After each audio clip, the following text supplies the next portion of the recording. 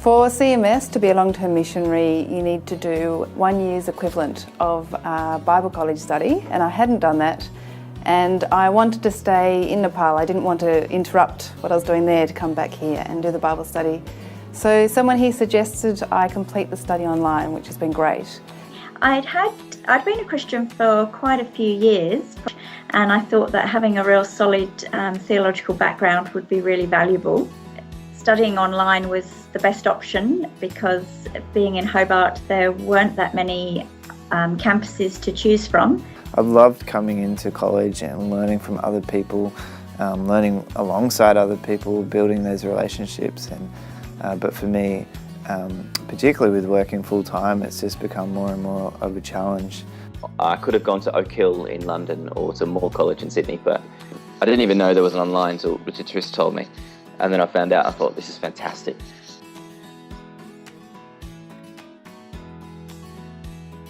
I've really enjoyed it, and I've found it really stimulating, and the quality of the resources has been fantastic, and what I sort of term the academic rigour I found really impressive.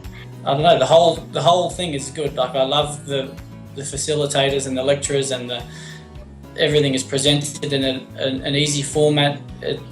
Being in Georgetown where there's no access to real books, like, it's still easy to find enough reading to read forever if you wanted to. There's no way I could access those books in the town that I was at. So Tansen's a large village in the hills of Nepal.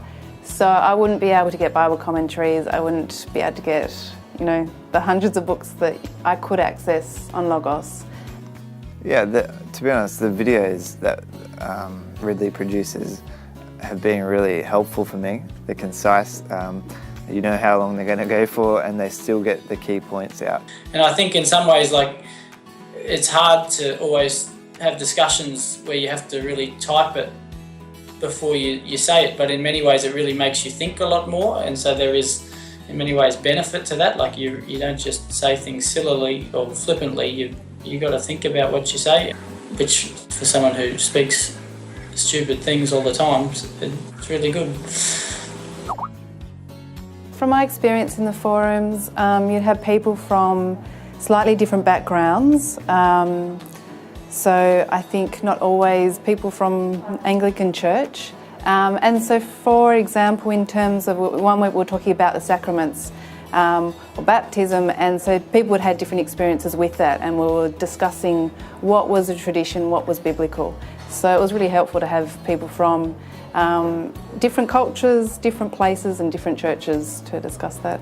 Because they're building a course online, they can get the best people in every subject.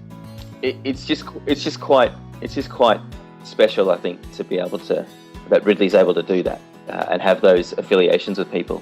I don't feel in any way held back by not going to a physical class with classmates. I still feel the sense of community and the ability to ask questions, and the whole support staff and lecturers are super helpful. I was in Kathmandu when the first earthquake struck, so that was in April this year, and my tutor emailed to ask if I was okay and did I need an extension, which was lovely.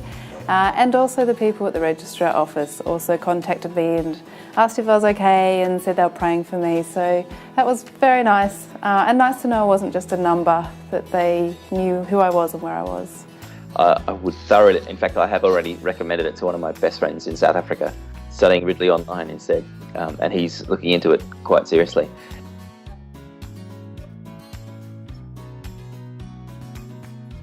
The reputation that Ridley had sort of, went before it, and I really wanted to study through Ridley. So the other alternative, I guess, would have been up to sticks and actually moving to Melbourne, which, having just moved from the UK to Tasmania, I wasn't that keen to move to Melbourne so quickly after having settled in Tasmania.